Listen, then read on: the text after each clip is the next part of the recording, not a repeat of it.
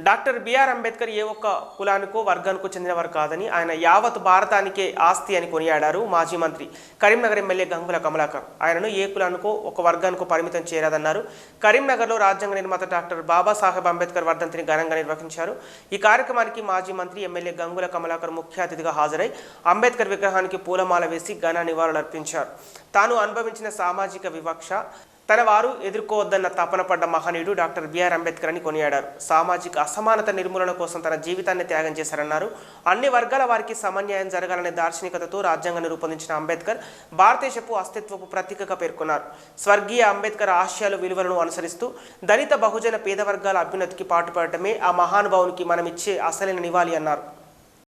ప్రపంచ దేశాలు ఈర్షపడే విధంగా, భారతదేశం గర్వించేదగ్గ విధంగా భారతదేశ గడ్డ మీద ఒక మహానుభావుడు పుట్టి మన భారత రాజ్యాంగాన్ని రచించిన బాబాసాహెబ్ అంబేద్కర్ గారిది 67వ వర్ధంతి. ఈరోజు వారికి దేశమంతే కాదు ప్రపంచంలో చాలా చోట్ల కూడా వారికి నివాళులు అర్పించడం జరిగింది. ఈరోజు బాబాసాహెబ్ అంబేద్కర్ గారు ముందు చూపుతోటే బలహీనంగా మారకూడదు, బలహీనలు కూడా హక్కు సాధించుకోవాలి, బలవంతుల ముందని చెప్పేసి రాజ్యాంగంలో ఆర్టికల్ 3 పొందుపరచడం వల్ల తెలంగాణ రాష్ట్రాన్ని ఏర్పాటైంది.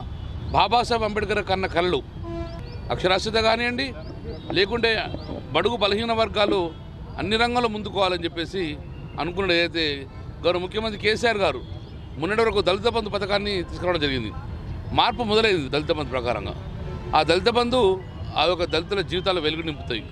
బాబాసాహెబ్ అంబేద్కర్ గారు కోరుకున్నది కళ కూడా నిజమయ్యే అవకాశం ఉంది. కాబట్టి అందుకే ఈ రాష్ట్రం కాదు, ఈ దేశం కాదు, ప్రపంచంలో అందరుడంగా ఒక గొప్పగా బాబాసాహెబ్ అంబేద్కర్ గారి జయంతి కార్యక్రమం కానివ్వండి, వర్ధంతి కార్యక్రమం కానీ ఈ రెండు పండుగలు కూడా పండుగలా భావించుకోవడం. కాబట్టి అందుకే ఈరోజు బాబాసాహెబ్ అంబేద్కర్ గారు ఒక వర్గానికి, ఒక మతానికి, ఒక కులానికి చెందిన వ్యక్తి కాదు, భారతదేశం ఒక ఆస్తిగా మేము భావించుకుంటాం. అందుకే ప్రతి సంవత్సరం మేము నివాళులర్పిస్తాం. ఈ సందర్భంలో నివాళులర్పించడం జరిగింది.